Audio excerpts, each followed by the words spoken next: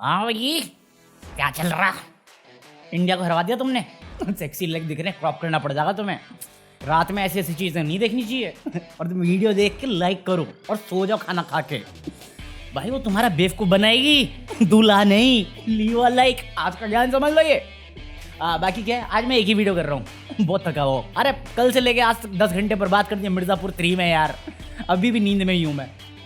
हाँ, तो मिर्जापुर की बात नहीं करेंगे, बिग बॉस की बात करेंगे, क्योंकि मैं तो मेंटली प्रिपेयर्ड हो रहा हूँ। पहले मिर्जापुर 3 देख के मैं डिसअपॉइंट हुआ हूँ, अब मैं बिग बॉस वीकेंड का बार देख के डिसअपॉइंट होऊंगा, क्योंकि एके हागेगा। वो है ना, सोनम गुप्ता बेवफा है, एके हागेगा। सोनम कपूर बेवफा है, उसका बाप भी निकला यार। अब कुछ भी प्रोमो देखी तुमने? छी अथू भाई, अगर कोई भी सही दिमाग में उसके डायलॉग्स पढ़ लेगा या देखेगा क्लिपिंग, सबको पता रहेगा उसकी इंटेंशन क्लियर है। फिर भी नहीं, हम मुद्दा बना देंगे। मैं 2 बीवी रख लूंगा, बट तूने मेरी बीवी की तारीफ कर दी, वो भी रिस्पेक्टफुली। मैं गुस्सा खा जाऊंगा, मेरी पहली बीवी आके मेरा ही सपोर्ट करेगी। अबे जस्ट इन केस तुम्हें नहीं मालूम, तुमने प्रोमो नहीं देखा है, तो कल के एपिसोड में एक सीन आता है जहां पे विशाल पांडे कृतिका को तारीफ कर देता है कि आप बिना मेकअप के भी बहुत अच्छे लगते हो भाभी। भाभी और भाभी मां समान होती है, सालों ने माल ही बना रखा है। अरे यार हद है यार, अरमान मलिक पर मेरा खून क्यों खोल जाता है, मेरे को ये समझ में नहीं आ रहा। इशारे असली लोग है, मेरी इंटेंशन अश्लील नहीं थी। विशाल, ऑन कैमरा तुमने कुछ ऐसी बात बोली थी हाँ? जो मेरे हिसाब से बहुत गलत थी। विशाल, आपको याद नहीं आ रहा लव क्या कॉन्टेक्स्ट में ये बात की गई? सुनने में मैंने भी शायद उसको जब इसलिए कहा था, मगर तू क्या कर रहा है, पागल वागल है क्या साले? मैं अपने मम्मी की कसम खा के बोल रहा हूँ, मैंने वो वे में नहीं बोला था। अगर अच्छे इंटेंशन से बोला था तो फिर कान में बोलने की क्या सोच? कोई भी चोर अपने आप को चोर थोड़ी बोलेगा। यहाँ से पता लगता है ना इंसान की सोच कितनी छोटी है पायल। हद मचा रखी है यार, ये तो प्रोमो देख के मेरे को इतना गुस्सा है। अभी कॉन्टेक्स्ट पता चलेगा फुल, तब तो और झाड़ूंगा मैं एक को, और मेकर्स को बाद में 30 रुपए तो वसूल लूंगा। एक्चुअली वसूल तो मैं चुका, ये बात तो है। पहले ये यूट्यूब ने डिमोनेटाइज कर दिया अभिषेक आनंद, तो उससे भी ज्यादा वसूल लेता मैं। हाँ, तो पहले कल के एपिसोड के बारे में क्या बात करेंगे? कुछ नहीं, कुछ भी नहीं। ऑलमोस्ट मैंने सही प्रेडिक्शन दिया था कि क्या बात पे लफड़ा हो रहा है। अननेसेसरी बिना मुद्दे का मुद्दा बना है। नीजी का ओवर रिएक्शन था, कटारिया का ओवर रिएक्शन था। जगह गलत थी, सिचुएशन गलत थी, मुद्दा कुछ था ही नहीं, लड़ गए दोनों। अब वो लड़ गए तो बाहर वाले कैसे शांत बैठेंगे हैं? हमारे यहाँ ऐसा ही होता है। तो वो शुरू हो गए बाहर। भाई एलविश साहब आए, एलविश साहब ने वीडियो में बोला अपने कुछ, ट्विटर पे पहले हगा कुछ, और फिर आज भाई साहब 2013 की ट्वीट लेके आ गए कुछ। भाई मैं तुम्हें कितनी बार बोला हुआ, इतिहास में मेरी जो पुरानी वीडियो देखोगे कि भाई आज से 10 साल पहले मैं जो था और आज जो मैं हूं, अरे 10 साल छोड़ो, 7 साल में तुम देख पाओगे मैं कितना ग्रो करता हूँ एज अ पर्सनैलिटी। ऐसे जितने एक्सपीरियंस होते हैं अच्छे या बुरे, उन सबसे मैं सीखता हूँ। ये बचकानी वाली हरकतें जो मैं कर रहा था 2011-12 में, तुम अगर वो ढूंढ के लाओगे तुम पागल हो जाओगे, क्योंकि आज इतनी जल्दी लोग ऑफेंड हो जाते हैं। साला 2013 की ट्वीट ले आया नेजी दबा की, वो लेके आया, तो तुम्हें क्या लगा नेजी के फैन पागल बैठे हुए? वो 2017-18 के लिए आया। अबे कटारिया है कितने साल का? मुझे तो 22-21 साल का लग रहा था। अबे 22-23 का भी हुआ।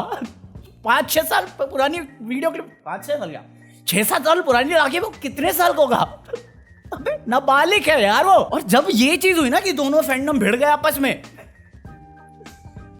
ये यादव साहब गए मारण की बात करे तेरे यार ने, ट्वीट डिलीट करने, जैसे हमें तो पता ही नहीं चलेगा कुछ। अरे भाई, इसे कहते अपनी पैर पे कुल्हाड़ी मारना, उड़ता तीर पकड़ लेना। क्यों कर रहे हो? तुम्हारा इतिहास खुल जाएगा इस चक्कर में।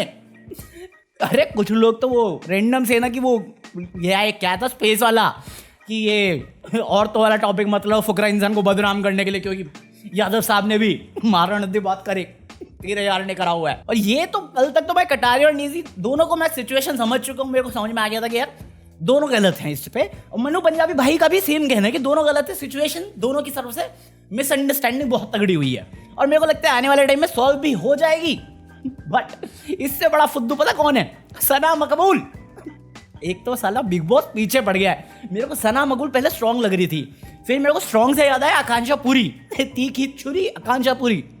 जैसे बिग बॉस उसको लेके आया था जेल में रखने के लिए और ताने मारने के लिए, सेम हाल सना मकबूल का कर दिया है। वो उसके कॉन्ट्रैक्ट वाली बात के बाद सब पीछे पड़े हुए उसके। वो गई अरमान मलिक के साथ। अरमान मलिक पता नहीं अपने आप को कौन सा शहंशाह समझता है। भाई तूने पैसे कमाए, 2 शादी करी, 8 बच्चे करे, अपने लिए करे, मेरे लिए नहीं, मेरे पे कोई एहसान नहीं कर रहा। साला अपने ऊपर किसी को समझता ही नहीं है। अरे अपने ऊपर मत समझ, बट काबिल तो समझ, अपने इक्वल तो समझ। दिमाग पेल रहा है, बट सना मकबूल ने भी दिमाग पेला है। तुम साले साई केतन को नहीं लेके आए, सना सुल्तान को लेके नहीं आए, जो दोनों पहले पास्ट में रह चुके हैं। तुम कटारिया पे बोलते हो हाँ मैं कटारिया पकड़ लेता। बे जाना तू अपनी 2 बीवियां पकड़, कभी निकल जाए हाथ से। क्योंकि अगर विशाल पांडे की बात पे आज मुद्दा बन रहा है तो तुझे और तेरी बीवियों के कैरेक्टर के बारे में बहुत कुछ बताने को मिलेगा। वीकेंड का बार आज नहीं कर रहा, मैं करूंगा, मैं कल ही एपिसोड देख के। फिर देखना कितना झाड़ता हूं मैं मलिक साहब को। साला 1.5 घंटा मैंने कल वीडियो देखी है, 1.5 घंटे क्या 2 घंटे हो गए, ऑलमोस्ट 11 बजे खत्म हुआ था, सिर्फ इस लड़ाई के चक्कर में, ये अरमान मलिक और सना मकबूल की फुद्दूगिरी के लिए। बाकी प्रोमो में बता ही दिया विशाल पांडे के लिए उसकी बीवी आएगी। क्यों आई पायल मलिक क्यों आई स्टेज पे, जब अभी तुमने 2 वीक पहले उसे निकाल के बेइज्जत करके भेजा है चौरसिया को बचाने के लिए, सॉरी को बचाने के लिए, तो उसे वापस स्टेज पे क्यों ला रहे हो? वो भी एक ऐसे स्टेटमेंट के लिए जो कल दिखाई है तुमने। या तो पायल मलिक इतनी वेली है कि बच्चे छोड़ के 24/7 लाइव स्ट्रीम देख रही है कि मेरा पति दूसरी बीवी को कितना चुम्मा चाटी करता है, या मेरी तीसरी सौतन तो नहीं आ रही है, सॉरी चौथी। चलो तुमने ही उसको इन्फॉर्मेशन दी होगी, तब जाके तुमने शूट किया है अननेसेसरी ड्रामा। साई केतन और चंद्रकांता के बीच में इशू क्रिएट कर दिया है कि उसके कुछ मसाज का इशू हुआ था, उसने एज एन जेंटलमैन पूछ लिया और चंद्रकांता ने इसको मुद्दा बना दिया कि अरे मेरा मर्द तो बैठा है बाहर। अरे तो मैं कब बोला तेरी औरत बैठी है बाहर? तो उसको सपोर्ट करने के लिए उसकी रूमर्ड गर्लफ्रेंड है, अरे मेरे को क्या लेना, उसकी बंदी है कि नहीं है, वो खुद डीमोटिवेट होकर बैठा हुआ है। उसे घर वालों की याद आ रही, भेज दो घर, भेज दो। मेरे को जेन्युइनली समझ नहीं आता साई केतन को सपोर्ट क्यों कर रहा कोई। नीजी दबा का समझ में आ रहा, कट्टर फैन फॉलोइंग है, अंधे हो चुके हैं वो। जब मुनव्वर के इसलिए केस में था ना, वैसा नीजी दबा के लिए भी है, क्योंकि वो कुछ देख ही नहीं रहा उसके अंदर गलती। कल अगर तुमने एपिसोड टेलीकास्ट जो हुआ है वो देखा होगा, मुझे नहीं मालूम लाइव पे कितना हुआ है, कितना नहीं हुआ, कितना एडिट हुआ, कितना नहीं हुआ, बट जो एपिसोड में दिखाया गया वो इक्वल था। दोनों ने अच्छे खासी बहस करी है, दोनों के वैलिड पॉइंट आए हैं। जब वो भिड़ रहे थे, मैं तो और ज्यादा गंदा भिड़ता अगर इसमें भिड़ना होता। नीति तो कटारे को बच्चा समझ के डरा रहे थे आंखों से। अरे आंखों से कौन डरता है? डराऊं क्या है? अरे वैसे ही टकला हूं, और ज्यादा डरावना लगता हूं मैं। True story. हम मालूम है, तेरे बाप को मत सिखा, चल। हाँ तो सना मकबूल को एक्सपोज करेंगे कि तुम पीठ पीछे जाके नीजी को दोस्त बोल रहे हो, तुम चाहते हो वो घर से बाहर ना जाए, बट पीठ पीछे जाके बुराई कर रहे हो। और भाई साहब गैस करो अनिल कपूर की बात को वैलिडेट कौन करेगा? वही 2 पत्नी वाला 8 बच्चों का बाप। I sure he is your friend. जिस नेजी को तुम दोस्त मानती हो ना, ये पूरा हफ्ता पीठ पीछे नेजी की बुराई की। कितने लोगों ने सना से ये सुना है? मैंने भी सना के मुंह से सुना। अगर किसी को वॉइस अभी साई केतन से भी रिलेटेड ये मुद्दा उठा दिया, मतलब इनसेंसिटिव टॉपिक जो है ना उसको मुद्दा बना रखा है। वो चंद्रकांता वाला मसाज का इशू था, तो उसकी जो रूमर गर्लफ्रेंड है उसने स्टैंड लिया है। अभी वो लास्ट सीजन में था ना, जो सबकी एक्टिंग करता था बंदा, उसने स्टैंड लिया कि भाई एक जेंटलमैन की तरह उसने ट्राई किया था, तुमने उसको ही गंदा बना दिया। अब सेम चीज तुम विशाल पांडे के साथ कर रहे हो। मैं तो क्या ही करना चाह रहे हो? 14-15 दिन हो गए, तुम्हें एक लड़ाई मिल गई ढंग की। रणवीर सॉरी हर चीज पे गुस्सा हो जाता है। मैं तो सॉरी फील कर रहा हूँ मैं अब सीरियसली मेकर्स के लिए कि इनको 2 गलाए थे हम। मैं बता रहा हूँ मेकर्स खुद इतना जल्दी इसलिए निकाल रहे हैं कि भैया हमसे भी नहीं थाका जा रहा है ये, तो क्यों बंदों को टॉर्चर कर रहे हैं हम? बात तो सही है। अरे मेरे को कटारिया जेन्युइनली बहुत सही लगता है यार, उसके पॉइंट्स बहुत वैलिड होते हैं, बट वही है ना कि एल्विश की इतनी नेगेटिविटी बना रखी है कि सारे फैंडम उसके खिलाफ जा रहे हैं। और नेजी दबा के इतनी स्ट्रॉन्ग फैन फॉलोइंग हो रखी है कि सारा रैप कम्युनिटी उसको सपोर्ट करने पे आ जाएगा, हिप हॉप कम्युनिटी सारी नेजी दबा को सपोर्ट कर रही है। हाँ तो छोड़ो, अब आज जो आएगा टेलीकास्ट होगा उसके बारे में हम कल बात करेंगे।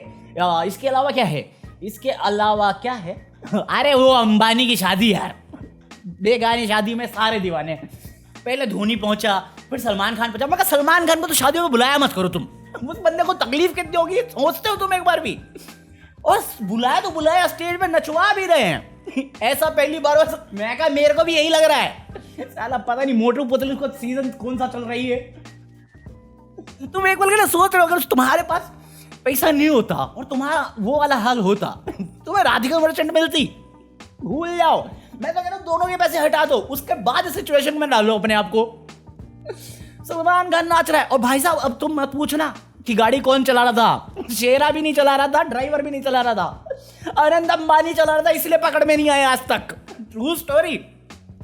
अबे मैं कोई वीडियो देख रहा था जो केस स्टडी करते, उसमें उन्होंने बोला कि जो पुलिस कांस्टेबल था वो उस गाड़ी में अवेलेबल था, और कोई दूसरा एक्टर था जो गाड़ी में अवेलेबल था जिसका बयान ही रिकॉर्ड नहीं हुआ, और जो कांस्टेबल था, उसने पूरा एक्सेप्ट किया था कि सलमान खान ने नशे में गाड़ी चलाई थी।